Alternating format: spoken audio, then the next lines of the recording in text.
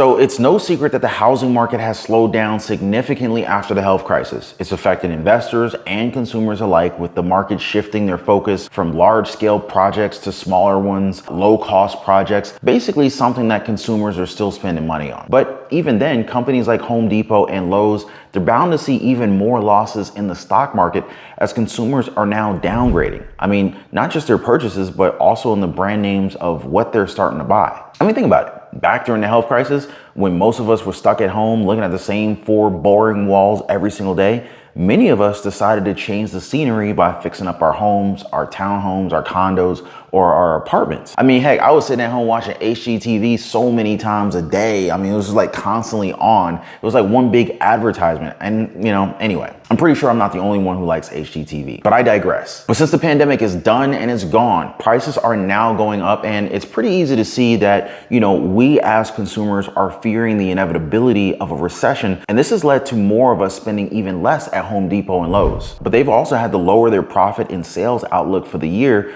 especially since both companies are seeing disappointing sales as consumers are cutting back on home improvements. Well, you and I are pretty much very aware of the slowing housing market, and this is yet just another sign that the economy is on the verge of collapse. But what are you guys seeing with both of these stores? Are you still seeing the same foot traffic as normal? Are the parking lots still packed? Now, speaking of, is it normal to wait hours until you can check into a hotel? I mean, seriously, how good does a place have to be for you to have to wait 3-4 hours to check in? Would you ever wait that long to get into Caesar's Palace? Because this is what happened to a lot of guests there recently. And do you know why this happened? It's because Caesar's is overbooked. Now, I get it, they're probably thinking that a couple of these reservations are gonna cancel, especially since who's going to wait 9 hours to get into bed, right? But at that point, you risk pissing off a lot of people who aren't going to think of you at all the next time that they visit Vegas. I'm going to be honest with you. I've stayed at Caesar's Palace several times when I've been to Vegas. It was a great experience. I don't know what they're doing right now, though. But you know what they say about Vegas, right? Don't visit it anymore. No, I'm just kidding. Seriously. I still like Vegas. In fact, I'm probably about due for another trip to Vegas anyway. But does this make a visit to Vegas just a little bit less appealing? Now, my mind is just blown to think that with as many rooms that Caesar's Palace has, that they could ever be fully booked, let alone overbooked. I mean, there's like literally thousands of rooms in this huge hotel compound. What I remember fondly about Vegas is Ocean's 11, and that movie came out, 2001? Man, time flies. Now, on the topic of movies and TV shows, the Actors Union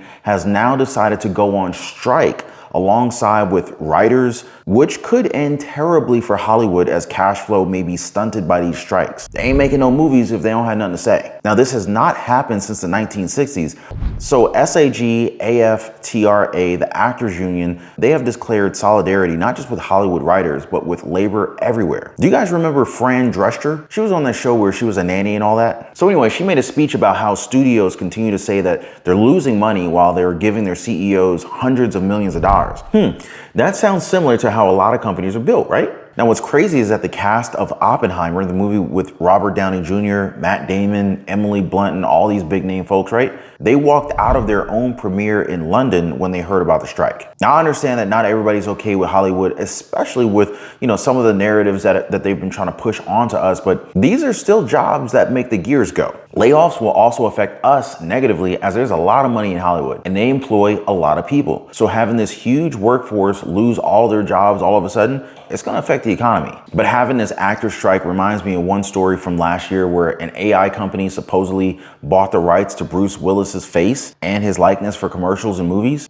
Yeah. So Willis's team dismissed the rumor, and to be honest, it's a good thing that they don't have a connection, as even if he's paid millions of dollars at the get-go, the AI company that gets his likeness will probably make millions upon millions of dollars more on using his face in multiple movies. And so this opens up a very important question. Is AI just going to take over everything at someday in the future? I mean, from movies to books, sitcoms, are we just going to have AI doctors in the future too? Now, while I don't think that many sectors will actually be affected right away, at least one CEO thinks that AI is the future. So a CEO for an India-based e-commerce company was so impressed with AI that he decided to fire, let me repeat, for emphasis, he decided to fire 90% of his customer support team because an artificial intelligence-backed chatbot outperformed them. That's insane, guys. Now, according to him, response time for chat queries were slashed to minutes compared to the usual stretch of 2 hours that customers normally had to wait. He also announced this great breakthrough on Twitter, and, well, people were not happy. He got a lot of backlash as it was evident that he saw people as numbers.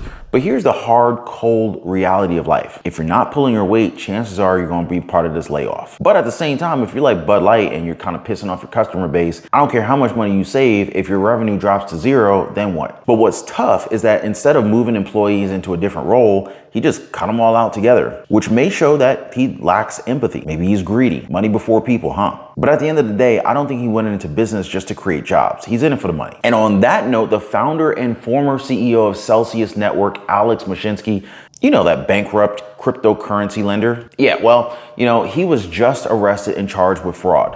Wow. So prosecutors and federal regulators have also accused him of misleading customers and of artificially inflating the value of his cryptocurrency token. Yeah, so this is the same company that promised easy loans and amazing interest rates, and then went on to lend out tokens to institutional investors hoping to make a profit. Now, I'm not sure if the process for this guy is going to be much faster compared to FTX's Sam Bankman-Fried, who's also being charged with fraud, but I'm pretty much guessing that things are going to be very different. Because here's the latest on this guy. So his lawyers are asking that close friends and colleagues of SBF's parents be provided access to their home without the need for a security check. Oh yeah, that also includes household help because, you know, how else will things be tidied up, right? One of the bail conditions provided by a judge to him is that he's not allowed to use electronic devices that can connect to the internet, nor can he borrow it from anybody else. This has led to visitors getting a pat down before even making entry into the house to make sure they're not carrying a smartphone or a tablet, a computer, or any kind of video game platform that could be used to technically connect and maybe chat or communicate with anybody on the outside. Because of course you could just jump on Xbox and chat with someone on Xbox Live or something like that, maybe even stream through Twitch. They're trying to cut all that stuff out. But here's the question, guys. If these friends come in without them being scanned or checked by security, do any of you guys believe that they just won't hand their phones or their gadgets over to SBF for him to use? I mean, come on. Are they really that noble? Doubtful. Go ahead and let me know what you guys think about this story and everything else that we talked about today in the comment section. Now, before I go, guys, I just want to thank you guys so much for the support. I really appreciate it. Oh, and if you made it this far in this video, do your boy a favor, drop a quick like for the video. Also consider subscribing to the channel if you like videos like this. And I'm gonna see you guys on the next one. Y'all be safe.